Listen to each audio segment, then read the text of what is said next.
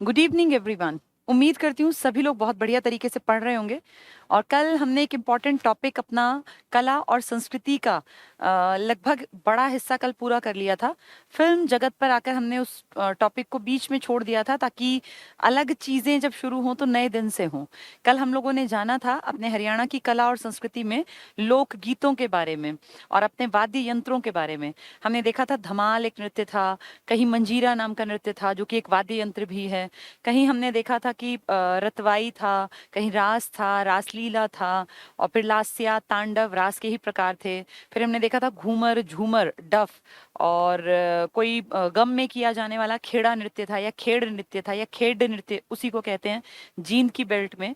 फिर इस तरह के बहुत सारे हमने डांसेस के बारे में जाना। हमने एक तारा, दो तारा, डफ और मंजीरा जो बजाने के लिए हैं, नगाड़े हैं, ढोल है, इन सब के बारे में, बांसुरी है, शहनाई है, ये सब चीजें कल पढ़ी थी। और अगर तुमने ढंग से एक बार पढ़ी होंगी ना ये, तो अब तुम्हें ये सब आसान दिखेगा। अब ये टफ लगने वाली चीजें मूर्तिकला, चित्रकला, जिसमें लोकगीत आ गए, लोक संगीत आ गया, और अपना जो ये वाद्य यंत्र हैं, ये काफी टफ टॉपिक्स में से हमने सारे पढ़ लिए। अब उसी सीरीज को आगे चलाते हैं और आज हम जानेंगे हरियाणा ने इन सब के अलावा क्या बॉलीवुड में, म्यूजिक में कोई योगदान दिया है। क्या हरियाणा से इस तरह के कोई कलाकार निकले हैं जिन्होंने की रंगमंच पे कोई अच्छे रोल प्ले किए हों।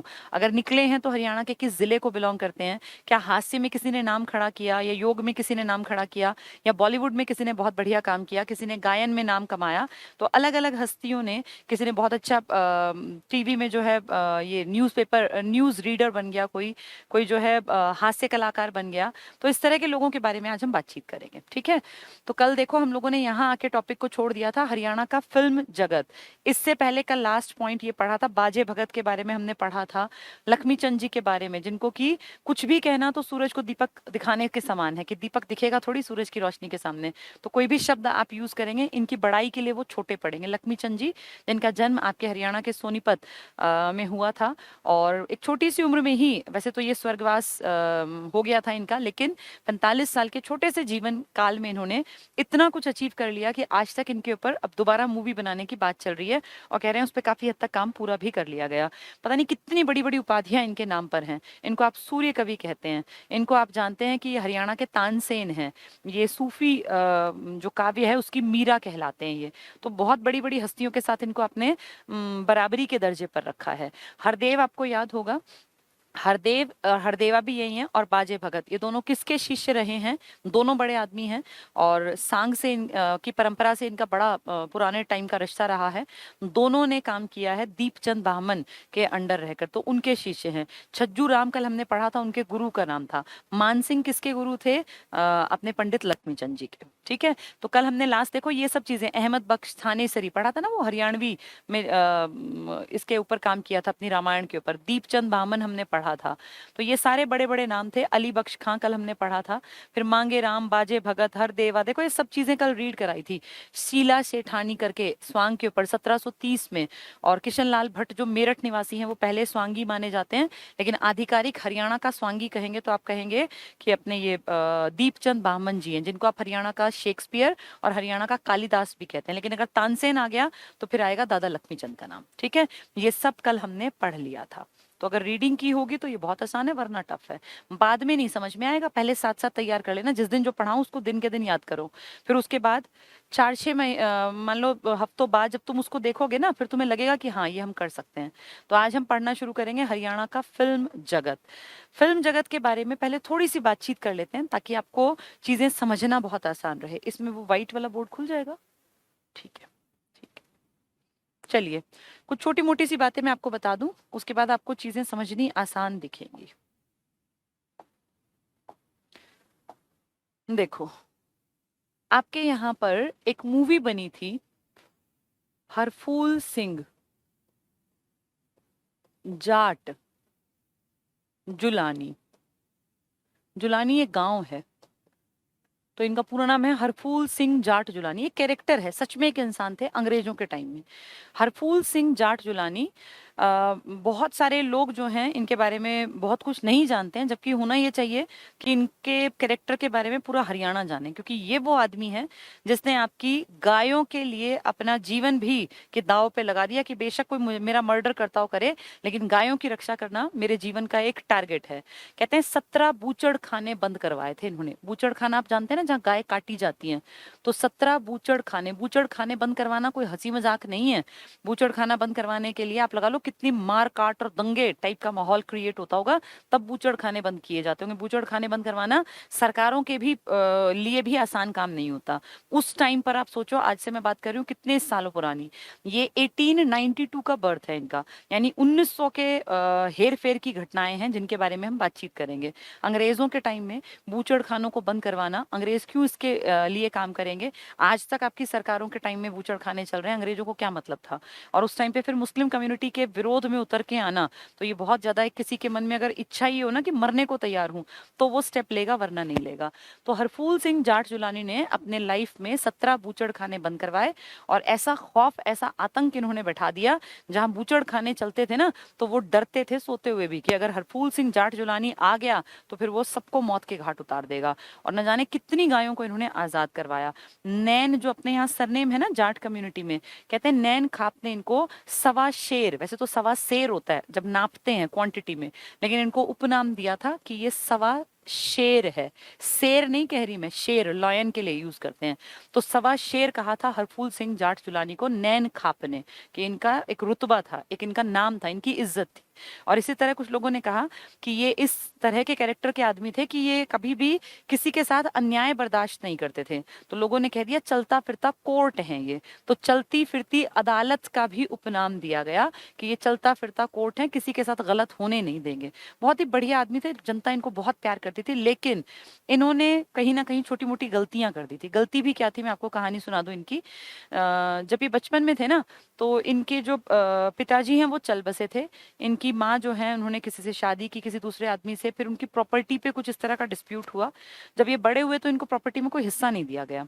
तो कुछ झूठा उठा केस करवा के, और टोहाना के आसपास उस टाइम कोई अंग्रेजों के टाइम में पुलिस थाने थे, वहां इनको खूब पीटा और इनके ऊपर केस वेस बना दिया। फाइनली जाके खैर ये रिहा हो गए, लेकिन रिहा होके फिर ये सेना में भर्ती हो गए। अंग्रेजों की सेना में तब सिपाहियों की भर्ती खुले में किया करते थे।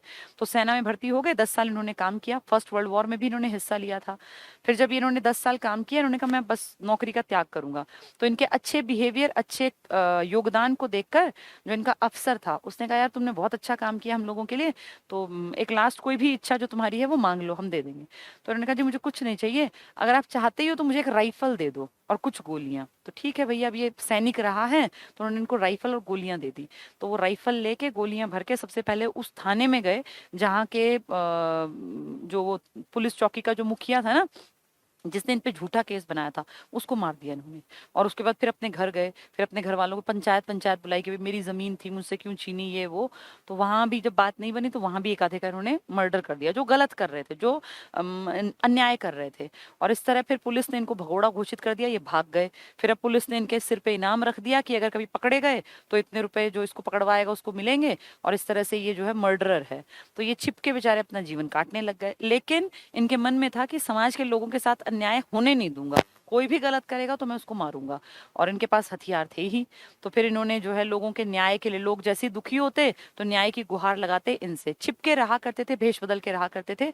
और इस तरह फिर इन्होंने बूचड़ खाने बंद करवाए, गायों की रक्षा की। तो लोगों के बीच में बहुत फेमस थे, और लोगों के प्रति इनके मन में बहुत पॉजिटिव था कि भाई जनता के साथ अन्याय ना हो। इसलिए बहुत सारे लोग इनको, हरफूल सिंह जाट जुलानी को, रॉबिन हुड ऑफ हरियाणा भी नाम दे देते हैं। रॉबिन हुड ये एक कैरेक्टर है, अंग्रेजी किताबों में, अंग्रेजी साहित्य में रॉबिन हुड एक कैरेक्टर है। और रॉबिन हुड जो है ना, वो लोगों की रक्षा करता है, गरीबों की, असहायों की, दुखी टाइप के लोगों की। तो ये आपका रॉबिन हुड है।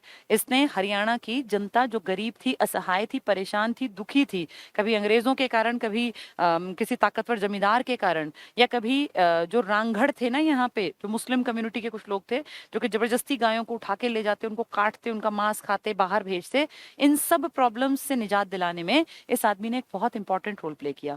लेकिन फाइनली एक दिन कहते हैं राजस्थान में कोई इनकी मुंह बोली बहन थी, ये उसके घर गए हुए थे और वहां दोपहर का खाना खा के सो गए। जैसे इनको ना लोग अपने घर में पनाह देते थे क्योंकि आदमी अच्छा था ये, लेकिन अंग्रेजों ने इसके सिर पे इनाम रख रखा था।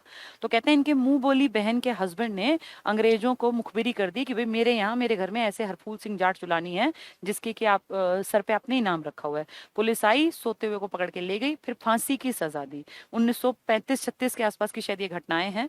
और इस तरह से एक बेहतरीन इंसान जिसने समाज के लिए, जिसने जानवरों के लिए भी बहुत अच्छा काम किया, उसकी लाइफ का अंत हो गया। तो एक ऐसा कैरेक्टर जिसको कि जानबूझ के शायद उभारा नहीं गया, लेकिन उन्होंने लोकल लेवल पे बहुत काम किया, लोगों की सहायता की, इसलिए रॉबिन हुड ऑफ हरियाणा है हरफूल सिंह जाट जुलानी। ठीक है, इनके ऊपर मूवी बनती है आपके हरियाणा में पहली बार, क्योंकि ऐसा कैरेक्टर था कि लोग जाने। तो वो मूवी बनाई गई 1970 में, क्योंकि 66 में तो हरियाणा अलग ही हुआ था नवंबर में। 1970 में हरफूल सिंह जाट जुलानी मूवी बनी और आनंद नाम के एक आदमी, जिनको जेलदार भी कह देते हैं, वो इसके डायरेक्टर थे। इससे पहले भी मूवी बनी थी 1969 में। 66 तो आप लगा लो एंड में हुआ ही थे आप अलग। 67, 68, 69 में आपने मूवी बना दी थी धरती। लेकिन ये शॉर्ट फिल्म थी, ये लघु फिल्म थी, मतलब कुछ मिनट की मूवी थी। ये प्रॉपर मूवी थी जिसको आप मूवी कहते हैं, मतलब 1.5-2 घंटे कम से कम जो चले उसको आप मूवी मानते हैं, वरना 10-5 मिनट वाली को आप कहते हैं शॉर्ट फिल्म है। तो ये धरती मूवी आप पहले बनी है, लेकिन ये लघु चित्र पे आधारित थी, ये एक बड़ी मूवी थी। फिर तो जैसे एक लाइन सी लग गई, वीर घटोत्कच है, बीरा शेरा है 1974 में। फिर लेकिन ये बहुत ज्यादा फेमस नहीं हो पाई मूवीज। 1983 में आपके हरियाणा में एक मूवी बनी जिसको नाम दिया गया बहू रानी, और ये मूवी काफी फेमस हुई, मतलब लोगों ने इसको पसंद किया, तो काफी इसको लोगों ने सराहा, लोग देखने भी गए। तो मूवीज चलती तब है जब जनता उनको पसंद करे, जनता रिकमेंड करे, लोग देखने जाएं, तभी कहते हैं ना मूवी सुपर डुपर हिट गई।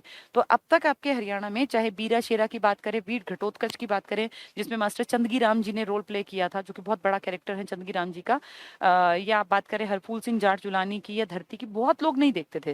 लेकिन 1983 में बनी बहुरानी मूवी को लोगों ने सराहा, ये पहली हिट मूवी कहलाई। इसके अगले साल 1984 में एक मूवी बनाई गई चंद्रावल, हर बच्चा जानता होगा चंद्रावल, हरियाणा की सबसे ज्यादा चलने वाली मूवी है, इसको सुपर डुपर हिट मूवी कहा गया। और कहते हैं इतना पैसा कमाया इस मूवी ने, इतना पैसा कमाया कि सिर्फ फरीदाबाद के एक सिनेमा हॉल से इस पूरी मूवी में जितनी लागत आई थी ना पैसों की, पैसा तो लगता है ये मूवी बनाने में, वो सारी एक सिनेमा हॉल से पूरी हो गई। तो सोचो पूरे उत्तर भारत में ये दिल्ली में भी देखी गई, हरियाणा में भी, राजस्थान में भी, यूपी में भी और पंजाब के भी कुछ हिस्सों में। तो इतने सारी एरियाज में अगर मूवी चली और जिसकी कीमत सिर्फ एक सिनेमा हॉल से पूरी हो गई, इसका मतलब बाकी तो सारा प्रॉफिट था। तो काफी हद तक सफलतम फिल्मों में पहला नाम आप लेंगे।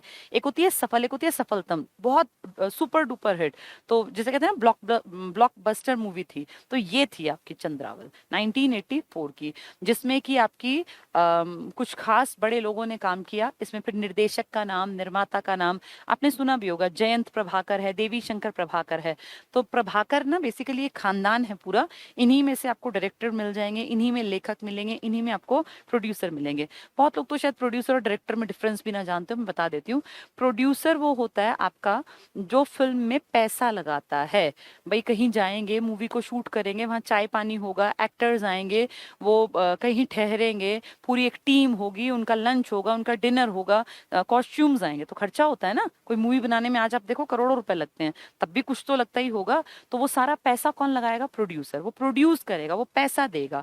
फिर इस प्रोड्यूसर के पैसे को सही यूटिलाइज करना, पिक्चर में, मूवी में सीन अच्छा हो, इस जगह से ऐसे फिल्माया जाए, अब इस तरह से इसको पूरा जो है दिखाना चाहिए, या अब इसको क्लोज में सीन दिखाएं या दूर में दिखाएं, या पहाड़ों में इसको शूट करें या नदी के पास शूट करें या घर के अंदर शूट करें, ये डिसीजन प्रोड्यूसर नहीं लेता। इसके लिए वो जिसको अपने पास बुलाता है वो आदमी कहलाता है डायरेक्टर। डायरेक्टर डायरेक्शंस देगा, भाई ये इस तरह से शूट करना है, ये इस तरह से। तो फिल्मों का एक होता है निर्माता और एक होता है निर्देशक। निर्माता होता है पैसा लगाने वाला और निर्देशक होता है जो डायरेक्शन दे कि इस सीन में ऐसे एक्टिंग होनी चाहिए, इस सीन में ये ऐसे बोलना चाहिए। तो इस तरह से ये दोनों बहुत ज्यादा इंपॉर्टेंट रोल प्ले करते हैं, क्योंकि अगर पैसा नहीं होगा तो मूवी बनेगी कैसे? बजट भी चाहिए होता है, अच्छा पैसा लगेगा तो अच्छी मूवी बनेगी। भाई अच्छे डायरेक्टर महंगा लिया जाए, अच्छे एक्टर्स लिए जाएं, लोकेशन अच्छी हो, फिर म्यूजिक डायरेक्टर अच्छा हो, तो हर चीज में पैसा लगाना पड़ेगा ना। लेकिन उन सबको, उस पैसे को सही यूटिलाइज करने की समझ किसके अंदर होती होती है डायरेक्टर। ये दो बहुत बड़ी चीज हैं। प्रोड्यूसर को आप बोलते हैं निर्माता, ये होता है निर्देशक। तो निर्माता निर्देशक एक ही परिवार के हैं ये। जयंत प्रभाकर मैंने आपको बताया, और एक बताया देवी शंकर प्रभाकर, जो लेखक भी हैं और जो निर्माता भी हैं। निर्देशक कौन है? जयंत प्रभाकर। ठीक है। वाहवाही हमेशा डायरेक्टर की जाती है, जो समझदार लोग हैं, क्योंकि डायरेक्टर ने पैसे का सही यूटिलाइजेशन किया।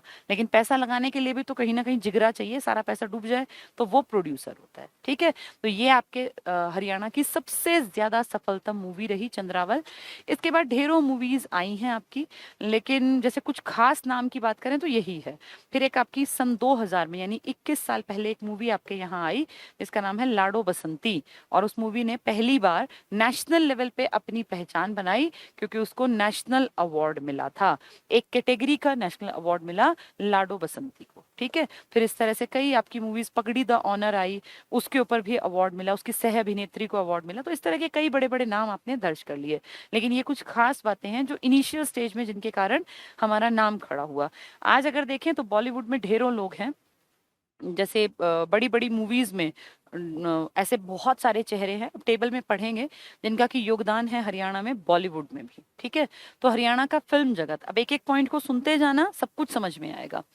हरियाणा की पहली फिल्म हरफूल सिंह जाट जुलानी 1970। अब ये हरफूल सिंह कौन है, हर किसी को पता होना चाहिए। ये यहाँ पे 1892 में जन्मा हुआ एक आदमी था, और इस आदमी ने हरियाणा के लोगों के लिए, यहाँ के लोगों के बीच में न्याय को बहुत हद तक फैलाया। तो इसलिए लोगों ने इसको कह दिया कि भैया ये रॉबिन हुड है। अब कहते हैं रॉबिन हुड ऑफ हरियाणा है ये। और ये चलती फिरती अदालत कहलाते हैं। इन्होंने गायों की रक्षा के लिए बहुत बड़े बड़े स्टेप्स लिए, 17 बूचड़ खाने बंद करवाए, और बाद में अंग्रेजों ने इनको अपने काल में फांसी दे दी। ठीक है। तो वही है ये हरफूल सिंह जाट जुलानी। 70 में मूवी बनी। के निर्माता कौन थे? निर्माता मतलब एक होता है निर्माता, एक होता है निर्देशक। निर्माता मतलब पैसा किसने लगाया, तो देवी शंकर प्रभाकर प्रोड्यूसर है ये। इसका निर्देशन यानी डायरेक्शन आनंद जैलदार सिंह ने किया था। तो जो ये है ना आनंद, ये 1970 में इन्होंने मूवी को डायरेक्शन दी है। कौन सी मूवी को? हरफूल सिंह जाट जुलानी। आनंद ही जैलदार है, तो आनंद जैलदार सिंह, इन्होंने इस मूवी को डायरेक्शन दिया। पैसा किसने लगाया? देवी शंकर प्रभाकर। ये वही देवी शंकर प्रभाकर हैं जो अब आगे बहुरानी के लिए भी पैसा लगाएंगे। ठीक है।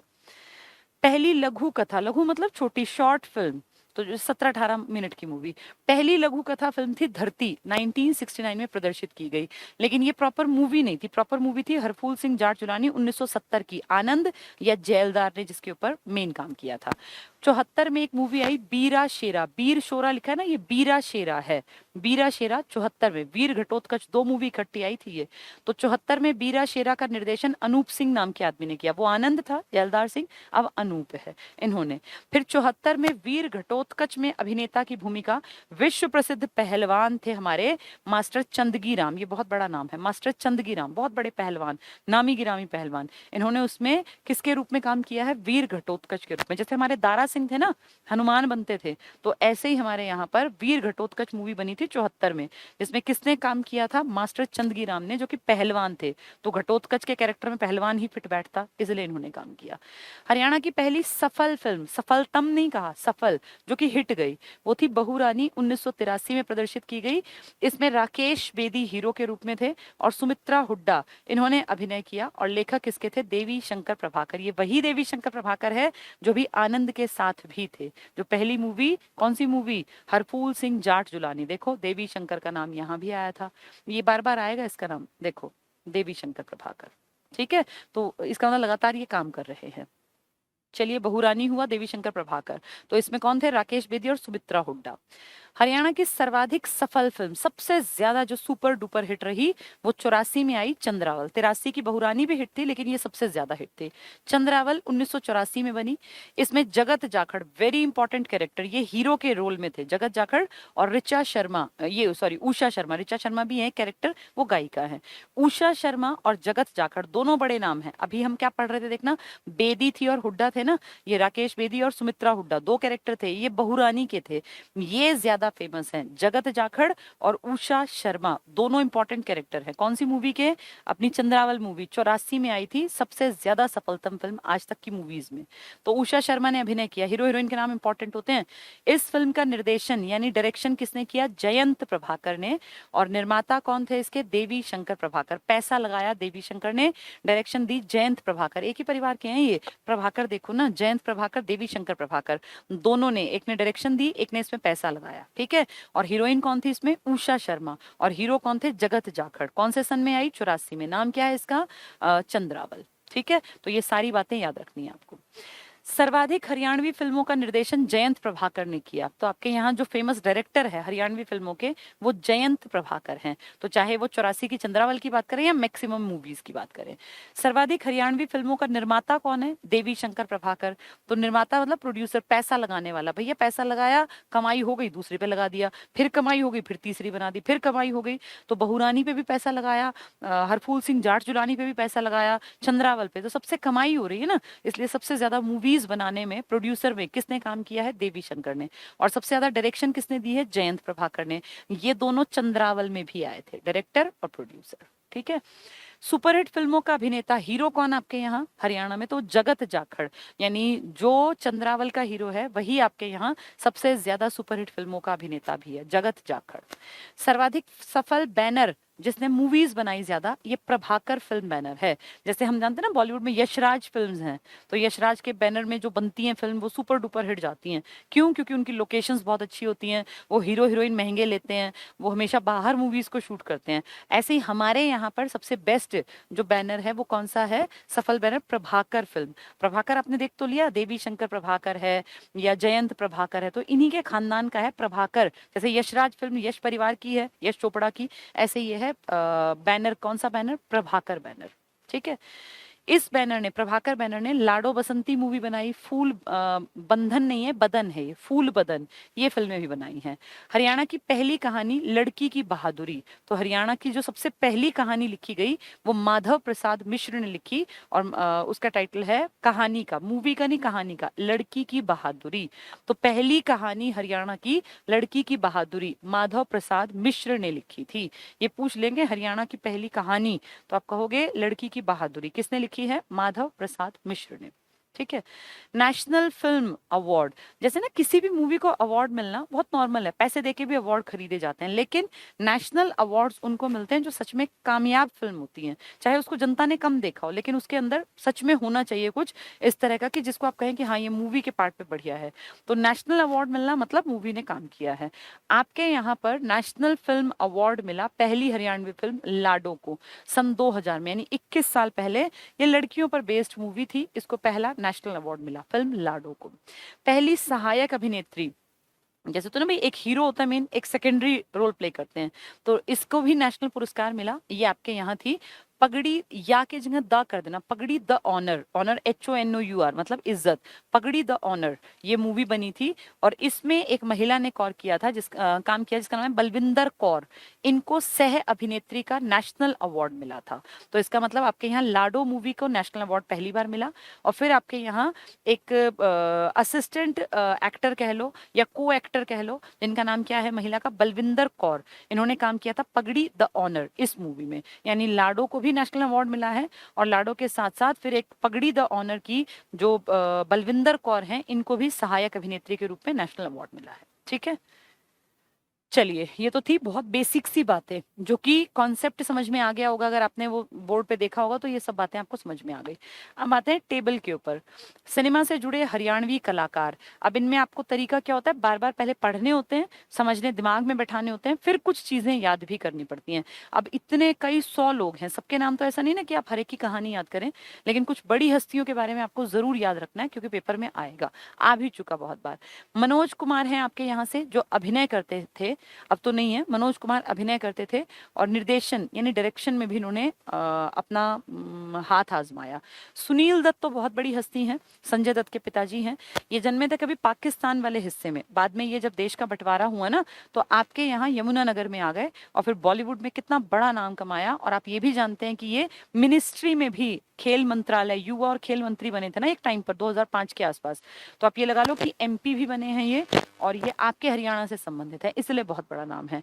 तो सुनील दत्त जो संजय दत्त के पिताजी हैं, अभिनय में इन्होंने मूवीज में काम किया, यमुनानगर में आकर बस गए थे ये, और इनका जन्म हुआ था पाकिस्तान में। तो आजादी की उस दंगे वाले स्टेज में इन्होंने पाकिस्तान को छोड़ दिया था और ये आकर हरियाणा के यमुनानगर में रहने लग गए थे, तब वो अंबाला का पार्ट था। ये पूछा गया था एग्जाम में, सुनील दत्त यमुनानगर। ठीक है। पूजा बत्रा हीरोइन थी, और 90s के दशक में ये हीरोइन रही थी, कोई बहुत फेमस तो नहीं, लेकिन फिर भी पूजा बत्रा बॉलीवुड में नाम था। तो पूजा बत्रा अभिनय से जुड़ी हैं, रोहतक से जुड़ी हुई हस्ती हैं पूजा बत्रा, तो रोहतक से जुड़ी हैं। जूही चावला आपके हरियाणा की पहली महिला, पहली लेडी जिसको कि मिस इंडिया कंटेस्टेंट में जीत कर आई थी, तो बहुत बड़ी बात है। जूही चावला हरियाणा के अंबाला की थी, और अंबाला पहली मिस इंडिया हरियाणा से। जैसे मिस इंडिया बनना बहुत बड़ी अचीवमेंट थी, और ये कितने पुराने टाइम की बात है, आपके हरियाणा के अंबाला को बिलोंग करने वाली जूही चावला मिस इंडिया तो बनी बनी, बाद में बॉलीवुड में बहुत अच्छी मूवीज में भी उन्होंने काम किया। सुभाष घई, सुभाष घई जो बहुत बड़े डायरेक्टर हैं, और सुभाष घई ही हैं, कहते हैं सुभाष घई ने बहुत सारे बड़े लोगों को उनके मुकाम तक पहुंचाया, चाहे वो माधुरी दीक्षित का नाम हो या वो महिमा चौधरी जैसे जो बहुत बड़े बड़े हीरो हीरोइन है ना, उन सबके करियर को शेप देने में सुभाष घई का बहुत बड़ा योगदान था। सुभाष घई के ही एक क्यू सिनेमास चलते हैं अब, जो ये सोनीपत में ही आगे जाते हैं जब दिल्ली की तरफ, तो टीडीआई मॉल में क्यू सिनेमा है, वो सुभाष घई का पैसा लग के बना हुआ है, तो इनका मूवीज का कामकाज था। तो सुभाष घई डायरेक्टर रहे हैं, पैसा भी लगाया इन्होंने, निर्माता प्रोड्यूसर भी रहे, डायरेक्टर भी, और हमारे रोहतक से थे। तो सुभाष घई बहुत बड़ी हस्ती हैं रोहतक से। देवी शंकर प्रभाकर जो बार बार प्रभाकर का नाम आ रहा था, इनका बैनर सबसे बड़ा था, ये सबसे ज्यादा मूवीज में काम कर, मतलब इन्होंने निर्माता भी, निर्देशक भी, फिर राइटर भी थे। तो देवी शंकर प्रभाकर निर्माता, मायना गांव रोहतक को बिलोंग करते हैं, मायना गांव तो रोहतक से ही है। अभी रोहतक से हमने कई बड़े बड़े नाम पढ़ लिए। सुभाष घई भी कहाँ थे, देखना रोहतक से। तो सुभाष घई जैसे बॉलीवुड में है ना बड़ा नाम, ऐसे आपके यहाँ बड़ा नाम कौन सा है, देवी शंकर प्रभाकर, ये भी मायना गांव रोहतक, दोनों रोहतक से, बॉलीवुड वाले भी और ये वाले भी। सुनील ग्रोवर आप सब अच्छी तरह जानते हैं, कपिल शर्मा का एक खास जोड़ी हुआ करती थी सुनील ग्रोवर के साथ, वही सुनील ग्रोवर जो बहुत बढ़िया एक्टिंग करते थे।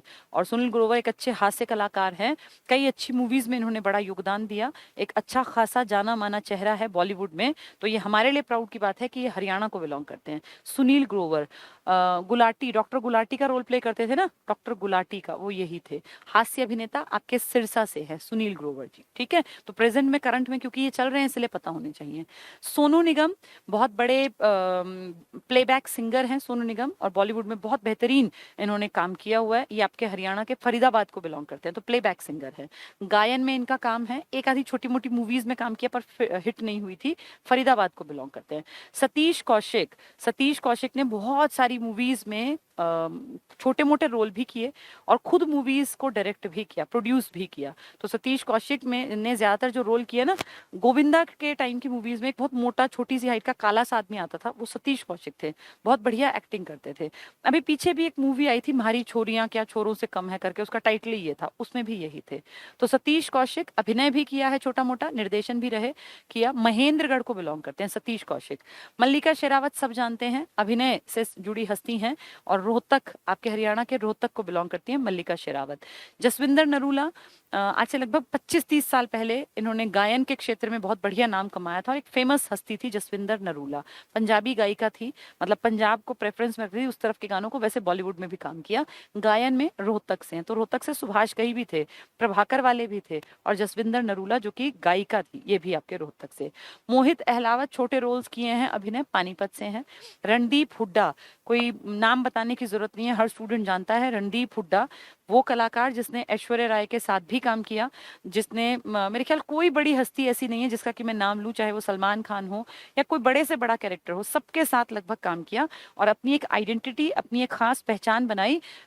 इस बॉलीवुड के इतने चमक दमक के बीच में हरियाणा के रोहतक को बिलोंग करने वाला एक छोटे से एरिया से निकलने वाले लड़के ने पूरे बॉलीवुड में अपनी छाप छोड़ी है। कई अच्छी मूवीज इन्होंने की, जिनमें कि वो पाकिस्तान की जेल में बंद था ना एक कैरेक्टर, जिसमें ये अपनी ऐश्वर्या राय ने उनकी सिस्टर का रोल प्ले किया था, गजब एक्टिंग की थी, बहुत ही ग्रेट एक्टिंग। रणदीप हुड्डा अभिनय में जसिया खेड़ा गांव रोहतक से हैं, तो रोहतक से कई बड़ी हस्ती हमने पढ़ ली है। ठीक है, ये तो प्रेजेंट में भी है इसलिए पता होने चाहिए। ये मूवी थी ना, एक कौन सी थी वो, सुल्तान, उसमें भी तो बढ़िया कैरेक्टर प्ले किया था। ऋचा शर्मा भी, उषा शर्मा के नाम के साथ मैंने ऋचा शर्मा बोला था। उषा शर्मा, जगत जाखड़, कौन सी मूवी के, चंद्रावल 1984 के हीरो हीरोइन। ऋचा शर्मा गायन से जुड़ी हैं और ये आपके फरीदाबाद से हैं, सेम ऐसे जैसे सोनू निगम भी गायन से हैं फरीदाबाद से। तो ऋचा शर्मा और सोनू निगम दोनों गायन से हैं फरीदाबाद से। टीपी अग्रवाल कोई बहुत बड़ा नाम नहीं है लेकिन ठीक है, इन्होंने भी निर्देशन निर्माता के रूप में सोनीपत से काम किया। टीपी अग्रवाल। परिणीति चोपड़ा, प्रियंका चोपड़ा की कजन है, आप सभी जानते हैं, बॉलीवुड का बहुत बड़ा चेहरा है, आपके यहाँ अंबाला से संबंधित है, अभिनय में अंबाला से। और वो कहाँ से थी, जूही चावला, वो भी अंबाला से थी। जेपी कौशिक हैं, संगीतकार हैं, रोहतक से हैं। तो घई भी रोहतक से थे, रणदीप हुड्डा भी रोहतक से थे, है ना, और प्रभाकर बैनर वाले भी रोहतक से थे, अब ये भी रोहतक से हैं, जेपी कौशिक। पारुल गुलाटी, पंजाबी अभिनय किया है, रोहतक से हैं ये भी। जैसे जसविंदर नरूला थी ना, पंजाब की तरफ के ज्यादा गाने गाए, वैसे बॉलीवुड में भी थे, इस तरह। जगबीर राठी बहुत बड़ा नाम है और आजकल तो सब जानते भी होंगे, यूनिवर्सिटी में भी बहुत बढ़िया एक्टिव रहते हैं ये, और इसमें अपनी रोहतक वाली एमडीयू में। और इन्होंने दंगल मूवी में जो कैरेक्टर प्ले किया था ना, जब दंगल मूवी में आमिर खान अपनी बेटी के लिए जाते हैं एक कोच से मिलने, तो वो कहता है कि भाई फंड के लिए अपनी बेटियों के लिए गुजारिश करते हैं, तो वो देखो कितना खराब सा एक कैरेक्टर प्ले किया, लेकिन कैरेक्टर खराब प्ले किया है, वैसे बहुत अच्छे इंसान है, मैं तो पर्सनली मिली हुई हूँ, बहुत ही ग्रेट एक्टिंग करते हैं और ऐसी ऐसी बातें मजाकिया करते हैं कि मतलब सामने वाले के हंसते हंसते पेट में दर्द हो जाए। जगबीर राठी जी का बहुत बड़ा नाम है, बहुत ही बेहतरीन कविताएं लिखी हैं, बिल्कुल दिल को छूने वाली कई कविताएं इनकी हैं जो कई बार ये स्टेज पे सुनाते हैं, तो वो जगबीर राठी हैं। जगबीर राठी अभिनय से जुड़े हैं, दंगल फिल्म में भी इन्होंने काम किया है, ठीक है। वैसे रोहतक यूनिवर्सिटी में है ये, एमडीयू में, लेकिन वैसे बिलोंग करते हैं आपके जीन को। तो दंगल फिल्म में जो वो कैरेक्टर प्ले किया है कि आलू के पराठे लगाओ और खाएंगे क्या, उसके वो लड्डू लेके चले जाते हैं, वो कैरेक्टर अच्छा नहीं था, लेकिन वैसे इनका अभिनय बहुत बढ़िया था। नरगिस नांदल हैं, बोहर अस्थल बोहर रोहतक से, अभिनय में छोटा ही रोल है लेकिन कोई नहीं फिर भी। सुमित्रा हुड्डा जो हम पढ़ रहे थे अभी, सुमित्रा हुड्डा जी और कबीर बेदी, बहुरानी फिल्म 1983 वाली में, तो वही सुमित्रा हुड्डा हैं ये, अभिनय से जुड़ी हैं रोहतक से। हरविंद्र मलिक हैं, अभिनय से जुड़े रोहतक से। जोगिंदर सिंह हैं, अभिनय से जुड़े हिसार से। नसीब सिंह कुंडू, ये रुंडा और खुंडा दो कैरेक्टर हैं जो अपनी चंद्रावल मूवी है ना इसमें, तो ये पानीपत से बिलोंग करते हैं एक, और एक रोहतक से। तो जो ये पहला नाम लिखा है नसीब सिंह कुंडू, जो रुंडा की भूमिका में है, ये सहायक अभिनेता हैं चंद्रावल मूवी में, टिटोली गांव रोहतक को बिलोंग करते हैं। जगत जाखड़ जो कि मूवी के मेन हीरो हैं और सबसे ज्यादा सुपरहिट देने वाले हीरो हैं, जगत जाखड़ अभिनय में झज्जर से हैं, तो चंद्रावल के मेन हीरो यही तो हैं। उषा शर्मा भी ऊपर भी आया था, नहीं ऋचा शर्मा आया था ना, अब फिर से उषा शर्मा, ये उसमें आया था 84 की मूवी में, तो वही उषा शर्मा अभिनय से जुड़ी हैं हिसार से। ये दोनों ही तो हीरो हीरोइन के रोल में हैं, कौन सी मूवी में, चंद्रावल 1984 में, जो प्रभाकर बैनर के नीचे बनी है। तो जगत जाखड़, उषा शर्मा, जगत जाखड़ कहाँ से, झज्जर से, और उषा शर्मा कहाँ से, हिसार से। अश्विनी चौधरी निर्देशक हैं, डायरेक्टर हैं सिरसा से।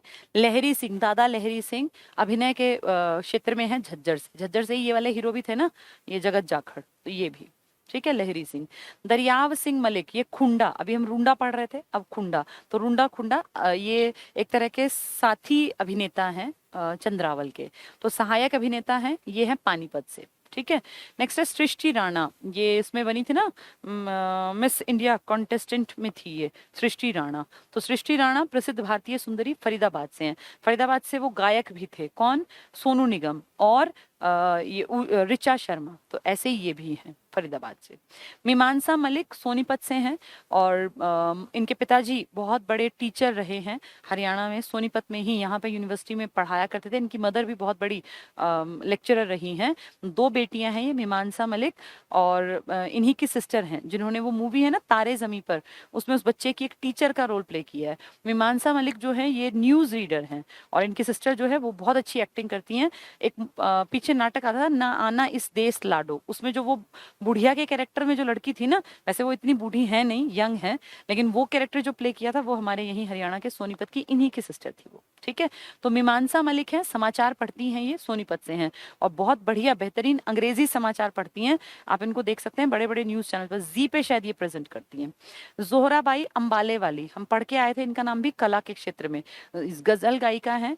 और 1930-40s में अंग्रेजों के टाइम में जब मूवीज बना करती थी, क्योंकि मूवीज तो 1913 में बनने लग गई थी ना, उसमें इन्होंने गायकी में अपना परचम लहराया था। तो जोहराबाई अंबाला से हैं, जोहराबाई अंबाले वाली, और ये गजल गायिका हैं। बॉलीवुड में उस टाइम जब आजाद नहीं हुए थे उस टाइम तक भी ये गाया करती थी। यशपाल शर्मा, बहुत बहुत बड़ा योगदान बॉलीवुड की मूवीज में कैरेक्टर रोल प्ले करने में।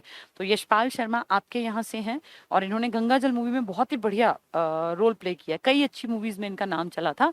यशपाल शर्मा अभिनेता हैं हिसार से, काफी बड़े लेवल के एक्टर हैं ये, जैसे रणदीप हुड्डा का नाम बड़ा है ना, ऐसे इनका भी नाम बड़ा है। ये थोड़े मेच्योर टाइप के रोल करते हैं क्योंकि इनकी एज भी ज्यादा है। नेक्स्ट है हिमांशु मलिक, सोनीपत से हैं ये और अभिनय में एक आधी मूवी में आए थे, बस ज्यादा नहीं, ऐसा नहीं कि बहुत बड़ा नाम है लेकिन ठीक है, हीरो के रूप में हिमांशु मलिक आए थे। सन 2000 के आसपास मूवी आई थी, मुझे नाम नहीं ध्यान, उसमें ये मेन लीड में थे हिमांशु मलिक। जादूगर शंकर सम्राट, कई बार एग्जाम में आ चुका, जादूगर शंकर सम्राट, ये आपके हरियाणा के ऐलनाबाद को बिलोंग करते हैं। ये पूछा गया था कहाँ से हैं, तो ये सिरसा के ऐलनाबाद से हैं जादूगर शंकर सम्राट।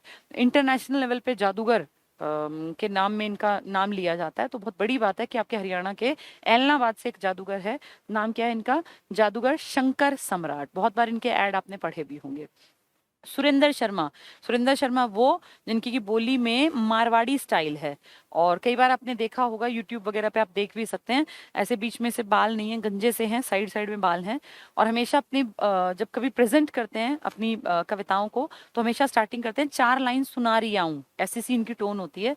और बहुत ज्यादा मजाक करते हैं पति पत्नी के रिश्तों पर खासकर, तो फैमिली की चीजों को बड़ा बहुत ही बेहतरीन ढंग से प्रेजेंट करते हैं और इतना अच्छा गाते हैं। मैंने तो बहुत बार सुना है, यूट्यूब पे आप भी सुन सकते हैं कि आप हंसते हंसते आपके पेट में दर्द हो जाएगा, इतना बढ़िया सुनाते हैं ये। और रिश्तों के मर्म को बहुत सुंदर शब्दों में बयां करते हैं, हंसी के माहौल को क्रिएट करके। सुरेंद्र शर्मा है, रोहतक से बिल्कुल नहीं है, गलत छाप दिया ये आपके नांगल चौधरी से हैं, यानी इससे महेंद्रगढ़ से। तो महेंद्रगढ़ से हैं, हास्य कलाकार हैं, बहुत बड़ा नाम है सुरेंद्र शर्मा जी का। प्रसिद्ध हास्य कवि और व्यंग्यकार हैं और इतने अच्छे व्यंग्य मारते हैं, मतलब इतनी ऐसी बात कहेंगे एक लाइन में ना, ऐसी बात कह देंगे कि पूरे जीवन का सार उस एक लाइन में निकल आएगा। तो बहुत ही बढ़िया है ये। रोहतक को छोड़ देना, रोहतक से नहीं है ये, महेंद्रगढ़ से हैं, नांगल चौधरी महेंद्रगढ़ से, ठीक है।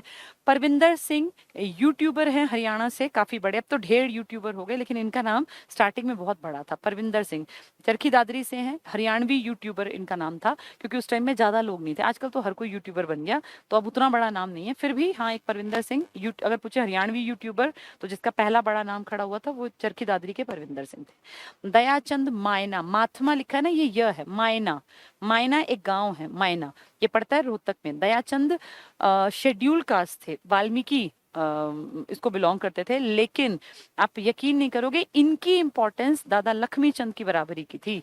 तो दादा लक्ष्मी चंद के बराबरी पे अगर किसी का नाम लिया जा रहा है तो इसका मतलब समझ जाओ कि कितना लायक आदमी होगा। तो यही है वो दयाचंद मायना, मायना गांव रोहतक में पड़ता है, यहाँ के थे।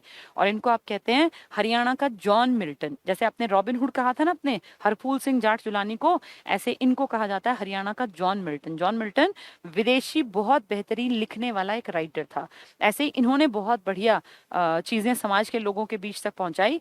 वाल्मीकि थे लेकिन ऐसा नहीं कि भैया बिल्कुल पिछड़े, बहुत तेज दिमाग और बहुत ही बेहतरीन गाने और लोगों तक बयान करके चीजें पहुंचाने वालों में मायना रोहतक के हैं। प्रसिद्ध गायक है, अभिनेता है, सांगी हैं और रागनी गायक थे। तो दयाचंद मायना क्या कहलाते हैं? ये हरियाणा के, मैंने अभी बताया आपको 2 इंपॉर्टेंट नाम, एक तो इनका नाम और एक रॉबिन हुड का नाम, दोनों। ये जॉन मिल्टन है, JOHN MILTON, हरियाणा के जॉन मिल्टन पूछेंगे तो आप कहोगे दयाचंद मायना। मायना गांव कहाँ है? रोहतक में।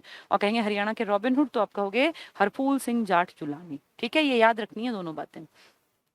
जयदीप अहलावत हैं, ये रोहतक से हैं, फिल्म जगत से जुड़े हुए हैं। तो ऐसे तो बहुत नाम है, बस एक आइडिया कि भाई ठीक है जयदीप नाम का भी एक लड़का है जो फिल्मों से जुड़ा हुआ है। नेक्स्ट है कुलदीप रोहिल, सांपला रोहतक से हैं, इन्होंने चीर हरण फिल्म का निर्देशन किया था। तो बहुत फेमस मूवी तो नहीं है लेकिन ठीक है, हरियाणा से एक हस्ती है जिसने कि नाम थोड़ा बहुत कमाया। अब हम सबके बारे में नहीं याद रख सकते लेकिन मेन कैरेक्टर्स के बारे में मैंने आपको 2-2 4-4 बातें एक्स्ट्रा इसलिए बताई क्योंकि वो पूछी गई हैं। मनीष जोशी बिस्मिल, ये कठपुतलियों से जुड़ा हुआ इनका काफी बड़ा काम धाम है, इसलिए इनका नाम याद रखना। मनीष जोशी बिस्मिल हिसार के हैं, अभिनेता, निर्देशक, जादूगर और कठपुतली चलाते हैं। अब जादूगर में अभी सम्राट पढ़ रहे थे ना हम, शंकर का नाम कहाँ से थे? एलनाबाद से। लेकिन ये सिर्फ जादूगर नहीं है, ये कई सारी विधाओं में इनका नाम है मनीष जोशी बिस्मिल। ठीक है।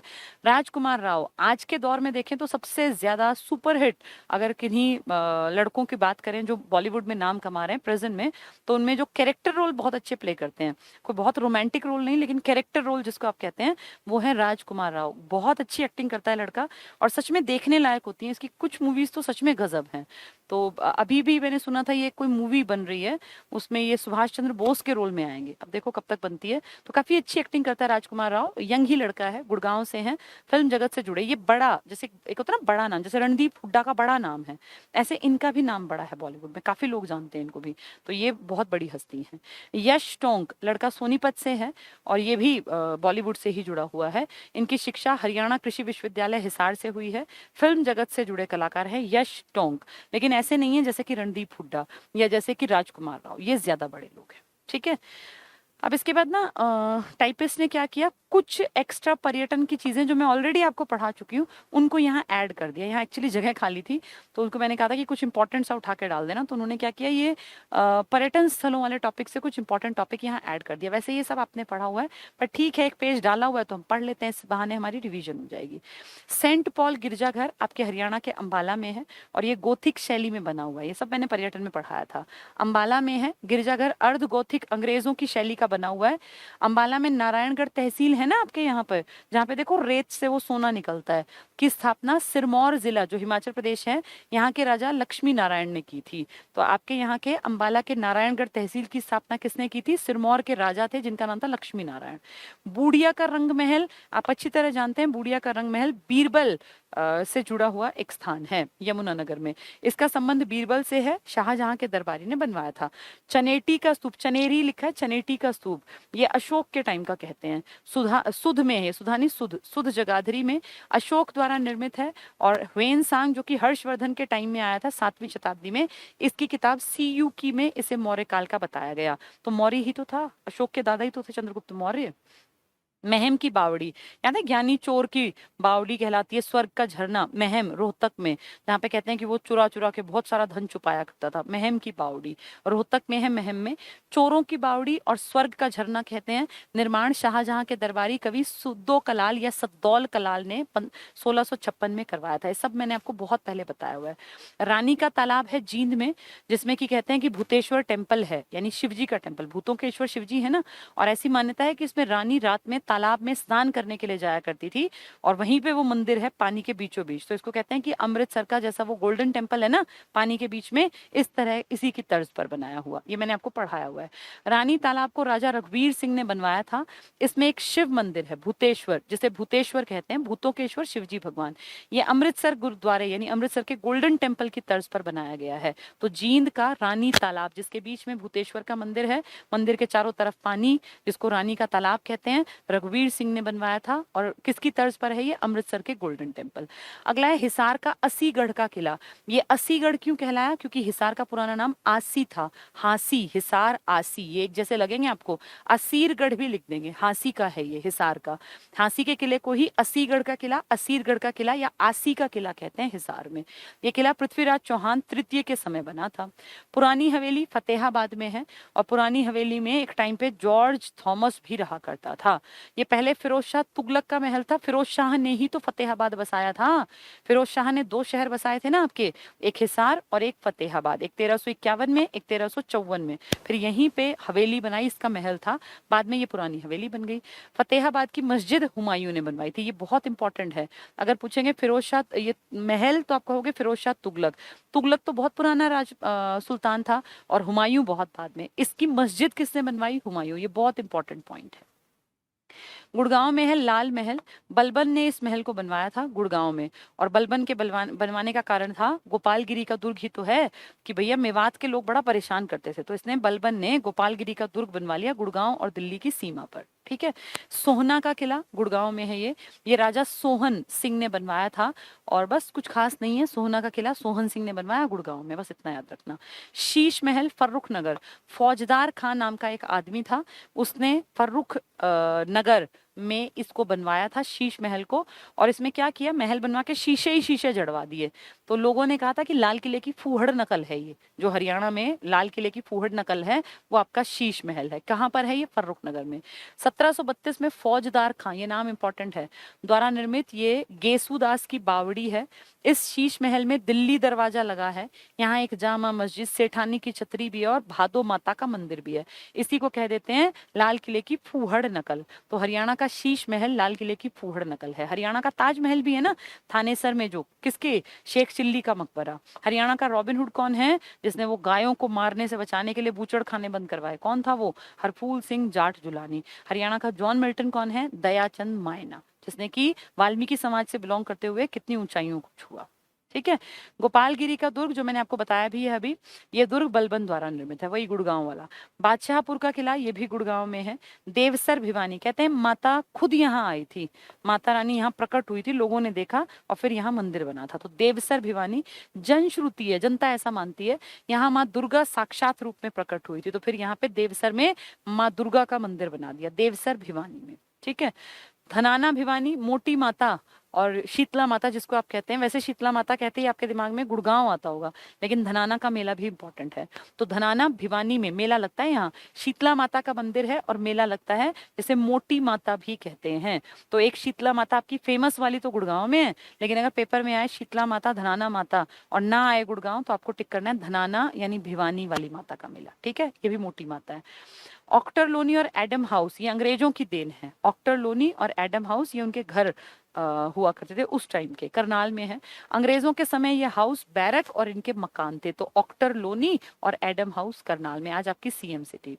प्रतिहार वंश था, चोल चेर पांडे जैसे साउथ में थे, ऐसे यहाँ राष्ट्रकूट पाल और प्रतिहार लड़े थे हरियाणा के लिए। कन्नौज पे कौन अधिकार करेगा, थानेसर पे कौन। तो आपके यहाँ प्रतिहार वंश के एक राजा थे भोजदेव। प्रतिहार, गुर्जर प्रतिहार राजस्थान साइड वाले, इनके काल में पेहोवा शिलालेख में अनेक विष्णु मंदिरों का वर्णन है।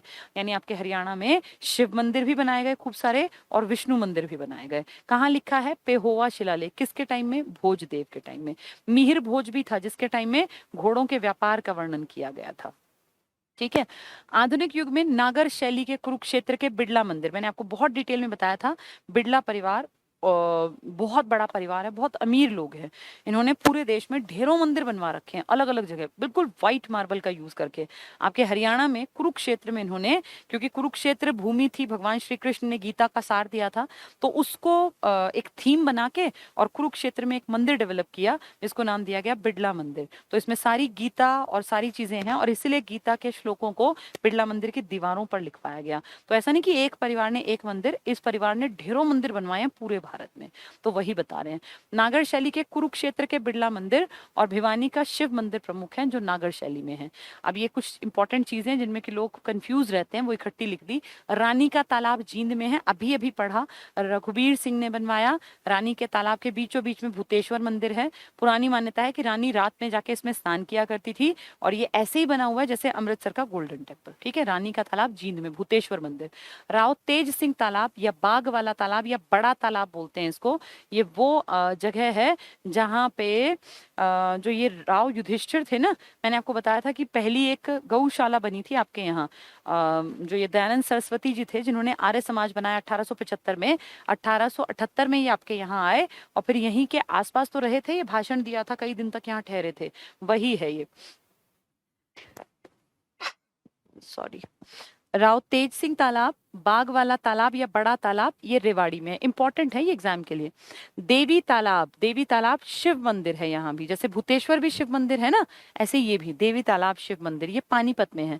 मराठों ने बनवाया, जब मराठे लड़ने नहीं आए थे पानीपत की तीसरी लड़ाई, तो ये मराठे उसी टाइम के तो हैं। पानीपत में इन्होंने देवी तालाब शिव मंदिर बनवाया।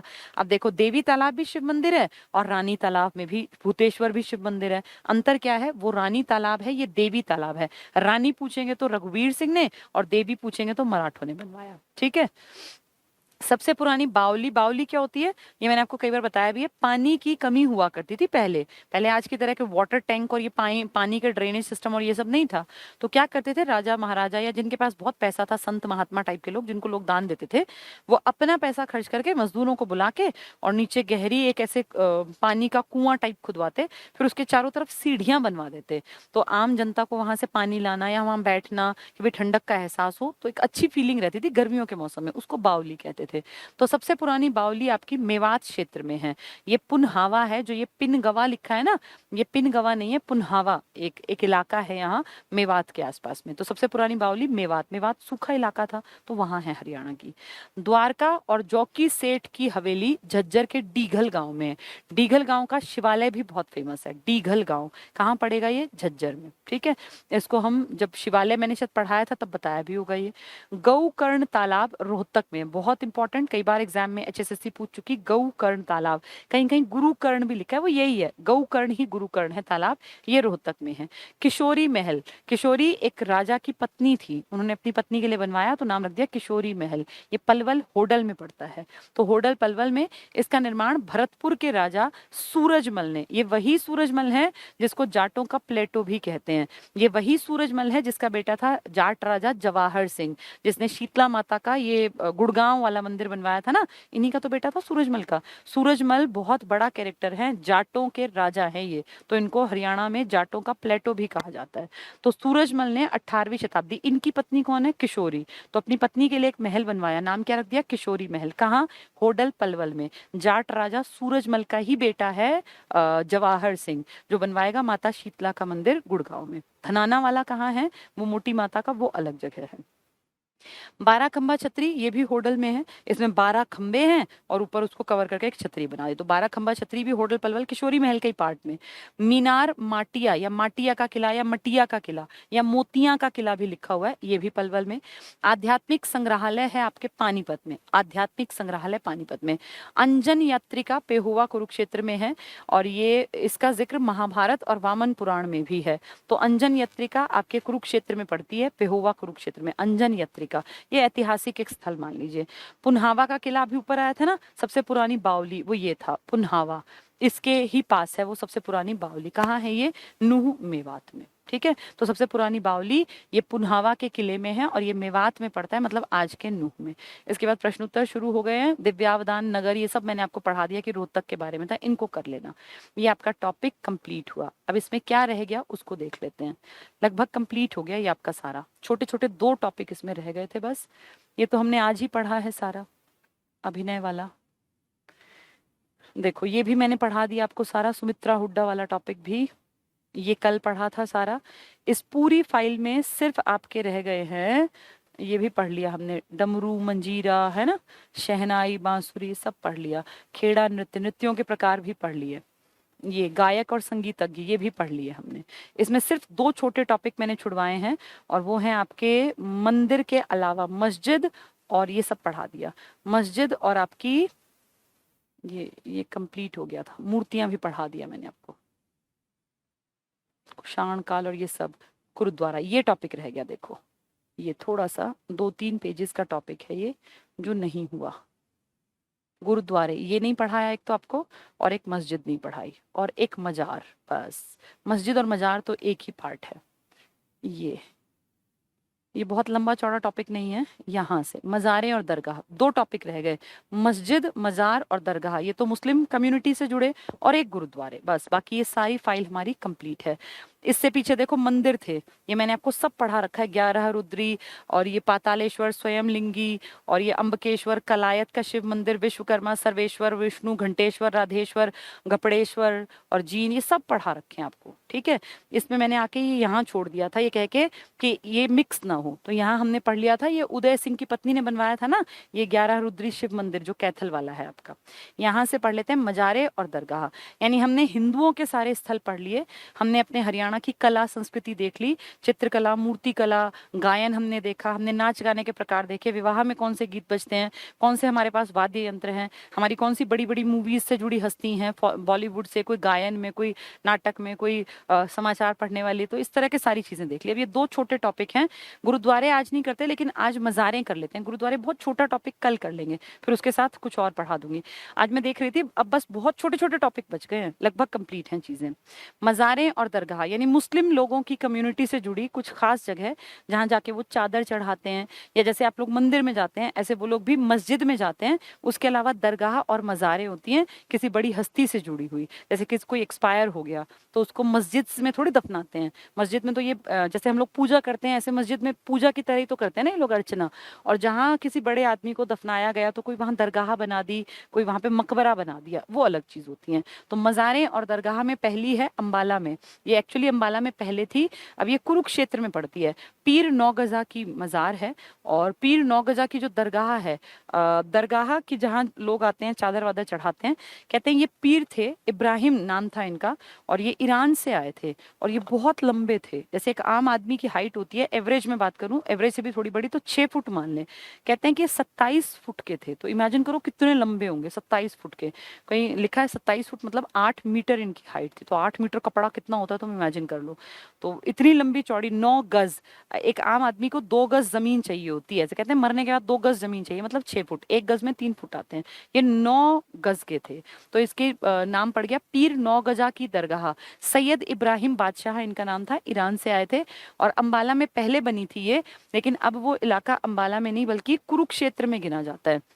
और ऐसी मान्यता है कि यहाँ अगर आप कुछ मांगते हैं, बिल्कुल ऑन रोड है ये, नेशनल हाईवे पर बिल्कुल ऑन रोड, अगर आप कुछ मांगते हैं तो एक टाइम अगर आप सोच लेते हैं मन में, तो उस टाइम के अंदर वो चीज़ आपको मिल जाती है। कहते हैं ये एक्सीडेंट से बचाते हैं, अगर इनकी कृपा रहे तो एक्सीडेंट्स नहीं होते। और टाइम कोई ड्यूरेशन अगर आप मांगते हैं मन में सच्चे मन से, तो उस ड्यूरेशन में आपका काम बन जाता है, इसलिए लोग यहाँ घड़ी चढ़ाते हैं। तो घड़ी चढ़ाने के जो पूछा गया था एक बार एचएससी में, कहाँ घड़ी चढ़ाई जाती है मान्यता पूरी होने पर, तो वो है आपकी पीर नौगजा की दरगाह, पहले अंबाला में थी, अब कुरुक्षेत्र में। ठीक है। करनाल में 5 पीरों की मजार, इसको पक्का पुल मजार भी कहते हैं, पक्का पुल मजार।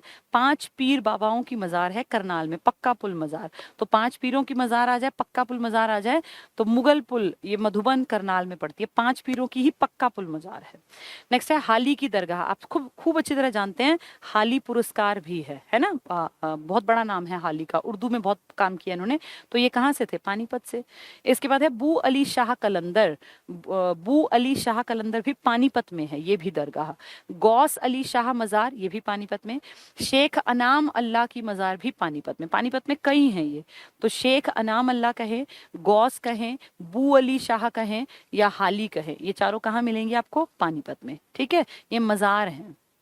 नेक्स्ट है हमजा पीर की दरगाह, ये नारनौल में है, महेंद्रगढ़ में। हमजा पीर, तो महेंद्रगढ़ में कौन सी है? हमजा मीर, इंपॉर्टेंट है ये। बू अली शाह, गौस अली, ये सब कहाँ है? ये पानीपत में है। हमजा कहाँ जाएगी? नारनौल महेंद्रगढ़ में। संत मीर शाह, कहीं कहीं मीरा शाह भी लिखा है, मीरा और मीर एक ही बात है। संत मीर शाह की मजार है आपके फतेहाबाद में, या संत मीरा शाह कह देंगे तो भी फतेहाबाद में। ठीक है, मीर और मीरा एक ही चीज है, बाद में आएंगे ये, बाद मतलब फतेहाबाद में। पीर जमाल की मजार, पीर जमाल बहुत फेमस है, और जमाल की मजार भी लिख देते हैं, पीर तो नाम के आगे जोड़ा जाता है। तो पीर जमाल की मजार आपके गोहाना, गोहाना कहाँ पड़ेगा आपके? सोनीपत में। तो जमाल आते ही आपको दिमाग में आए सोनीपत, गोहाना। बाबा शाह कमाल की मजार, तो ये कैथल में है, कमाल क से कमाल, क से कैथल। ठीक है। पीर मुबारक शाह की दरगाह, जो सबसे नया जिला है आपका चरखी दादरी, मुबारक शाह की दरगाह यहाँ है।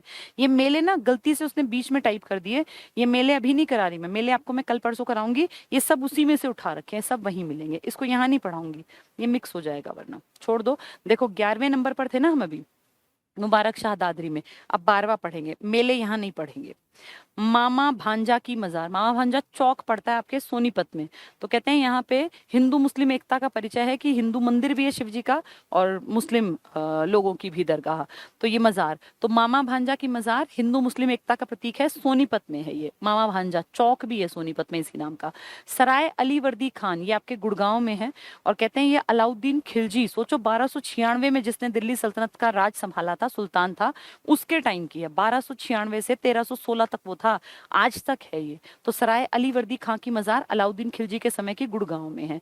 शेख जुनैद की मजार ये आपके हरियाणा के हिसार में पड़ती है। शेख जुनैद की मजार नागौरी गेट, 4 गेट है ना, Delhi gate, Mori gate, Talaki gate, Nagauri gate, ऐसा मानते हैं कि 4 गेट हिसार में हुआ करते थे, इनमें एंट्री हुआ करती। हिसार बहुत इंपॉर्टेंट जगह थी हरियाणा की, और हर राजा ने हिसार पे कब्जा करने की कोशिश की, चाहे वो दिल्ली सल्तनत के सुल्तान रहे हों या वो अकबर जैसे बादशाह रहे हों। तो 4 गेटों की किससे याद करना, शेख जुनैद की मजार। जुनैद मतलब होता है सेनापति, तो सेनापति गेट पे खड़े होंगे, जहां 4 गेट हैं वहां जुनैद है, तो कहाँ है वो, आपके हिसार में। ठीक है। भीत तजारा की मजार हांसी में है, भीत तजारा। और 4 कुतुब की दरगाह, 5 कहाँ आए थे पक्का पुल वाले, करनाल में। 5 पीरों की थी ना पक्का पुल वाली। अब ये कह रहे हैं 4 कुतुब की, इन सबके नाम में कुतुब, कुतुब बहुत लंबे लंबे नाम है, याद नहीं करने, हर एक के नाम में कुतुब आएगा। तो 4 कुतुब की दरगाह ये भी हांसी में है।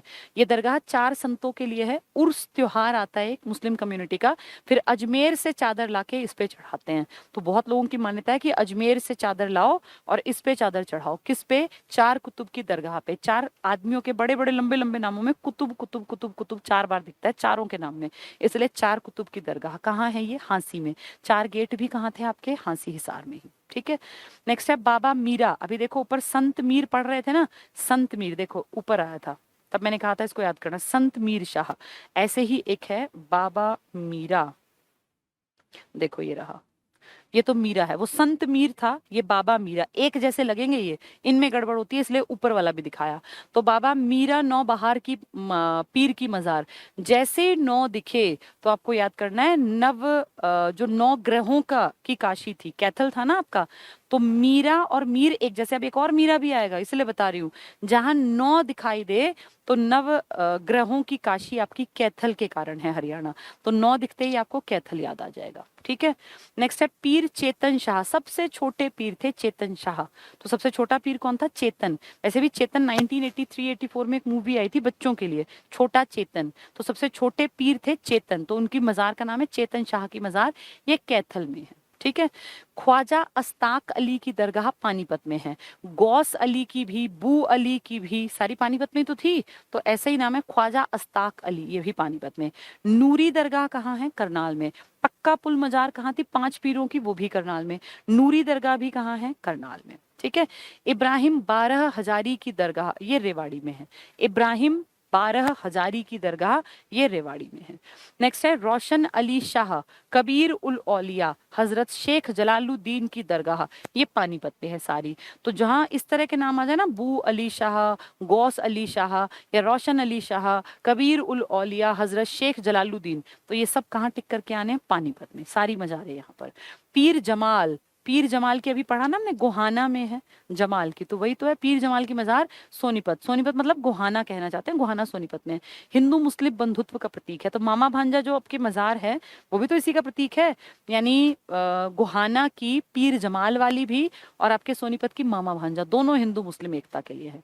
संत हमजा पीर, ये बहुत इंपॉर्टेंट है, ये महिलाएं नहीं जा सकती, इसकी खासियत है। ये चेतन था ना भी, चेतन सबसे छोटा पीर, ऐसे हमजा पीर भी है, चेतन पे महिलाएं जा सकती हैं। हमजा पीर की दरगाह जो कि आपके नारनौल में है, यहाँ महिलाओं का जाना वर्जित है।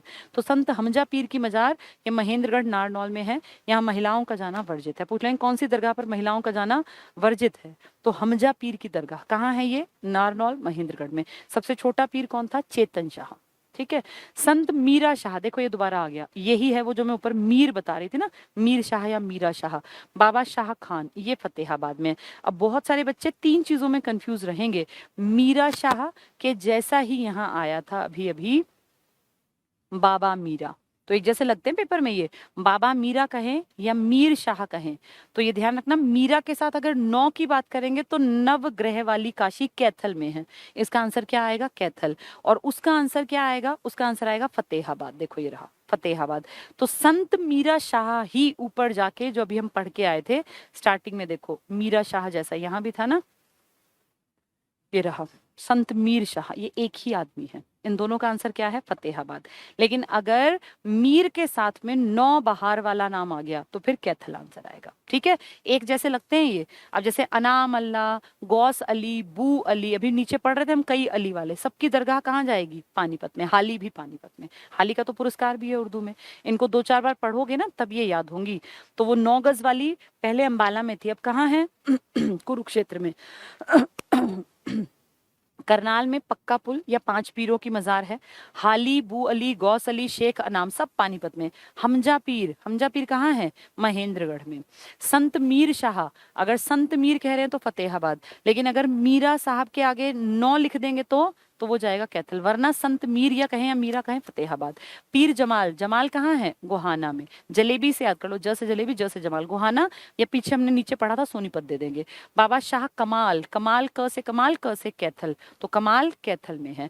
पीर मुबारक, किसको मुबारकबाद देंगे? चरखी दादरी को, तो चरखी दादरी। हमने मेले यहाँ नहीं पढ़ने। मामा भांजा है तो सोनीपत आएगा। अली वर्दी है तो अलाउद्दीन खिलजी की गुड़गांव में। शेख जुनैद सिपाही सेनापति 4 गेट कहाँ थे? हांसी हिसार में। भीत तजारा की मजार हांसी हिसार में। 4 कुतुब हैं, 4 कुतुब, अगर 5 आ गए तो पक्का पुल में करनाल में, 4 कुतुब हो गए तो 4 गेट वाले ना यानी हांसी में। बाबा मीरा 9 बहार, अब 9 कह रहे हैं तो कहाँ जाएगा? कैथल में। पीर चेतन शाह जो कि सबसे छोटे पीर हैं, चेतन शाह, ये कैथल में।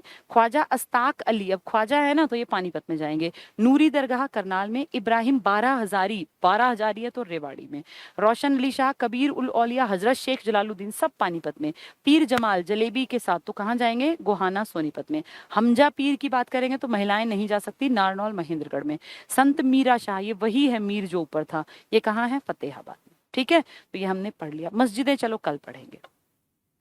आज हमने लगभग कंप्लीट कर लिया इसको, सिर्फ 2 छोटे टॉपिक रह गए, एक गुरुद्वारों का और एक मस्जिद का। इसको कल पढ़ के और कल एक और नई फाइल भी इसके साथ शुरू कर देंगे, क्योंकि ये टॉपिक तो हार्डली 15-20 मिनट का है। जो ये बच गया ना मस्जिद वाला, मस्जिदें कम हैं, मज़ारें ज़्यादा, तो मस्जिद का टॉपिक गुरुद्वारों के टॉपिक के साथ कल हम इस सीरीज को कंप्लीट करके इसी से जुड़ा अगला टॉपिक भी पढ़ेंगे। अब छोटे टॉपिक रह गए हैं जिनमें की बहुत बेसिक बेसिक सी बातें हैं आपके रोजमर्रा के लाइफ स्टाइल से जुड़ी हुई, उनके ऊपर काम करेंगे। चलिए आज के लिए इतना ही है। और कोई लिख रहा है कि हरियाणा के करंट अफेयर्स तब पढ़ने चाहिए तुम्हें जब पेपर आ जाएगा ना, उससे 15 दिन पहले तैयार कर लेना। अब क्योंकि अब के करंट में क्या पढ़ोगे, हो सकता है पेपर 4 महीने बाद हो, जब पेपर आएगा तब के करंट अफेयर्स को पढ़ना चाहिए। पिछले 6 महीने में कुछ अगर खास हुआ है तो, बहुत कोई बड़ी परियोजना आई है, अब बजट में जैसे हरियाणा का बजट भी आएगा तो उसके ऊपर क्वेश्चन आएंगे, वो अगर मेरे पास टाइम होगा मैं देखूंगी, आगे पॉसिबल हुआ तो उसको जरूर करा दूंगी। ठीक है, चलिए आज इतना ही पढ़ते हैं। इन सब चीजों को खुद से भी पढ़ना, ये मेरे पढ़ाने से नहीं आएंगी, आपके पढ़ने से आएंगी। मैंने तो सिर्फ एक बार इसको बोल के आसान बनाने की कोशिश की, बाकी हमजा पीर, चेतन शाह, ये सब पढ़ने पड़ते हैं कि गौस अली शाह की कहाँ है, बू अली शाह की कहाँ है, और मज़ारें और दरगाहें कहाँ कहाँ स्थित हैं, कौन से बड़ी है, कौन सी छोटी, कहाँ महिलाएं नहीं जा सकती, कौन सी करनाल में है, कौन सी पानीपत में है, कौन सी कैथल में है, फतेहाबाद में, ये पढ़ लेना। ठीक है, चलिए गुड नाइट।